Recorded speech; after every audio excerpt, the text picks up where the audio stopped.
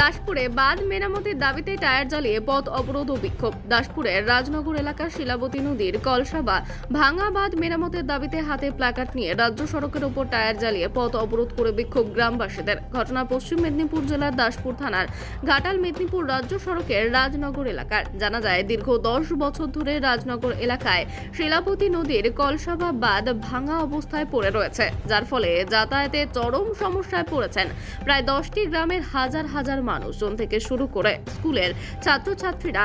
এবং বর্ষায় নদীর জল বাড়লে ওই ভাঙা বাঁধ দিয়ে জল ঢুকে জলমগ্ন হয়ে পড়ে বেশ কয়েকটি গ্রাম। দাসপুর 1 নম্বর ব্লকের ভূমি ও ভূমি রাজস্ব আধিকারিক দপ্তর সহ প্রশাসনিক বিভিন্ন দপ্তরে একাধিকবার এই ভাঙা নদীর বাঁধ মেরামতের দাবিতে লিখিত অভিযোগ জানিয়েছিলেন গ্রামবাসীরা। এমনকি প্রশাসনিক দপ্তর থেকে এই ভাঙা নদীর বাঁধ মেরামত করে দেওয়া হবে বলে আশ্বাস দেওয়া হয়েছিল গ্রামবাসীদের। কিন্তু 10 বছর কেটে গেলেও এখনো পর্যন্ত কাজের কাজ কিছুই হয়নি। তাই আজ ক্ষিপ্ত হয়ে গ্রামবাসীরা ঘাটাল মেদিনীপুর রাজ্য সড়কের রাজনগর এলাকায় রাস্তার উপর টায়ার জ্বালিয়ে পথ অবরোধ করে পুরো বিক্ষোভ দেখায় গ্রামবাসীরা। বেশ কিছুক্ষণ অবরোধের ফলে তীব্র যানজট দেখা যায় ঘাটাল মেদিনীপুর রাজ্য সড়কের রাজনগর এলাকায়। খবর পেয়ে ঘটনাস্থলে পৌঁছায় দাসপুর থানার পুলিশ। সেই হানা দীর্ঘ 10 বছর ধরে বেঁধে দিবে করে প্রশাসনকে আমরা বারবার দ্বারস্থ হয়েছি।